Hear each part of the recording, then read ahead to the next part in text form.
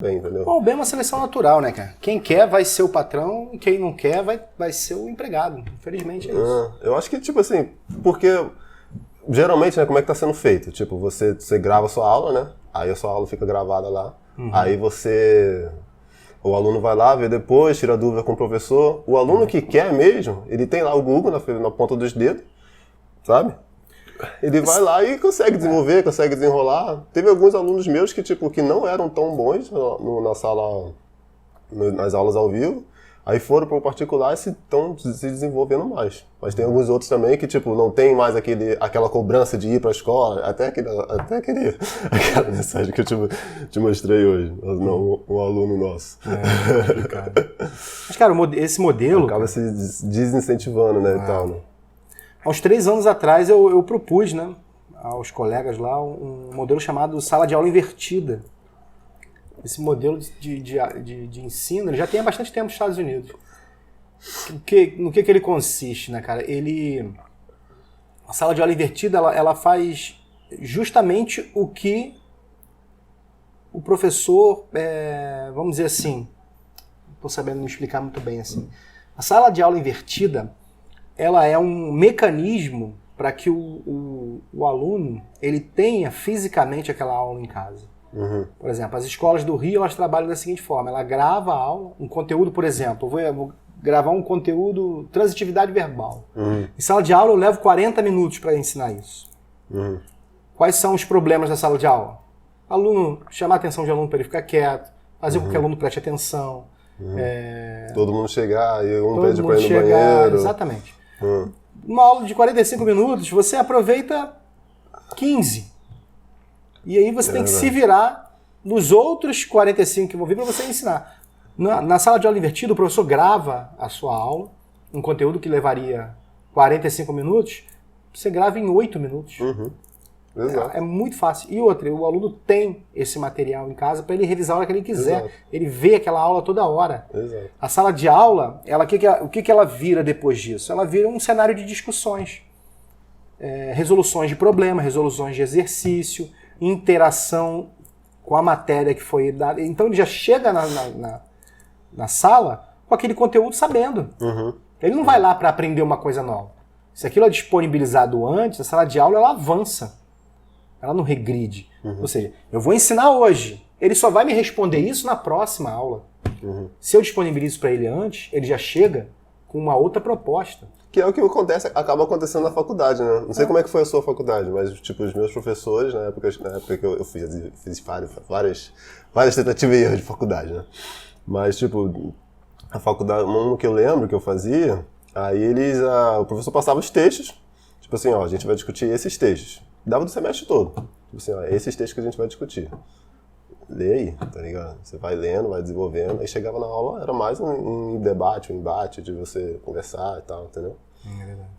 Mas o professor disponibilizava os textos lá na Xerox da faculdade e a gente corria atrás. Quando tinha o livro, a gente, né, obviamente, fazia o trabalho no livro, mas fora isso a gente pegava os textos, xerocava e já chegava na sala de aula com, né, seus rabiscos, os seus, né, as suas anotações e discutia, né? A proposta era essa.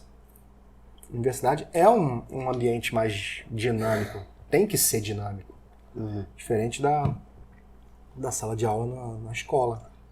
Mas se você leva essa proposta, né, para a escola, eu acredito que evolui bastante. Mas sempre vai ter aquela dificuldade, né, de começar a fazer isso, né? Porque é sempre difícil acabar fazendo alguma coisa que a gente já está acostumado há anos, né? Fazer o nosso sistema de ensino assim e tal. Como é que vai ser essa... Nós vimos isso, né? Foi passado isso pra gente. Foi passado aquele velho modelo e a gente acaba... Então, cara, a transição disso... Chega de patrocínio. Chega de patrocínio. A transição disso vai ser... o professor que quiser evoluir, quiser continuar no seu trabalho, ele vai ter que se adaptar. Se o professor acomodado, vamos dizer assim, ele não quiser acompanhar isso, vai ficar para trás. Invariavelmente ele vai ser substituído. Mas no fundo é até mais fácil pro professor, né? Cara, o modelo... É mais intuitivo, né, cara? Se eu evito... Claro que você precisa ter algumas habilidades. de vídeo, de impostação de voz, de olhar para a câmera, não gaguejar. Esse bate-papo que a gente está tendo aqui agora, você percebe na nossa interação, na oralidade, tem esses defeitos de mensagem. Às vezes eu paro para pensar e falo, né? Ah, mas normal, pô. É interação normal, só que no vídeo você não pode fazer isso. Claro que pode, pô. Mas cansa, o aluno bota lá 2x lá e assiste tudo acelerado. Eu faço isso direto. Mas se você vê os vídeos profissionais aí, de professores profissionais, você não percebe esse tipo de coisa. Então é um roteiro, e ele segue aquele roteiro e ele vai falando aquilo e né, vai explicando. Eu lembro disso até, tipo, você falou como é que as suas aulas, tipo, estão sendo mais... Você tá conseguindo gravar o mesmo conteúdo em menos tempo, né? Tipo, a gente fazia lá no curso, a gente fazia... Era 3 horas de aula por semana, né? Então, tipo, 1h30 e outra aula de 1h30. Aí dava o conteúdo que era uma unidade daquela semana, certo? Cara, eu consigo hoje eu gravo um vídeo de 20 minutos, às vezes menos, passando pelo conteúdo todo, entendeu? Explicando tudo. Porque é aquilo que você falou, né? Tipo, não tem ninguém te atrapalhando. E o próximo aluno vai assistir mesmo, você não vai ter que repetir essa aula. Exato.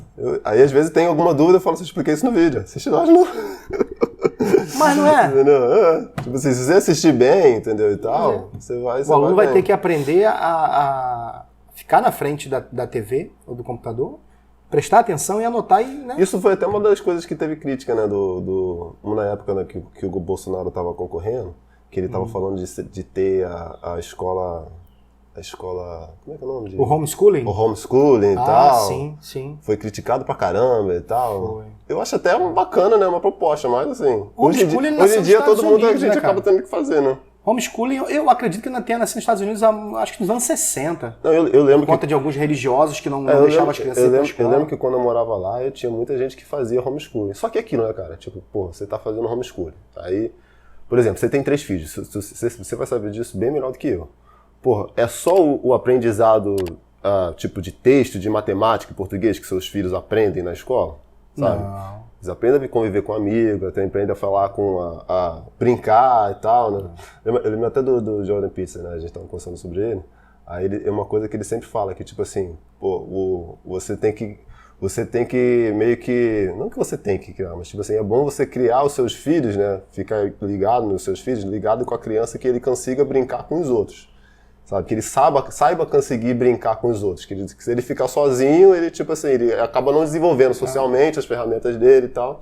E a escola é aquilo que proporciona isso. E, tipo assim, tem muita... Esse tempo, tipo, que a gente tá ficando em casa, que as pessoas não estão indo para a escola, para as crianças que estão precisando desenvolver aquilo ali, né?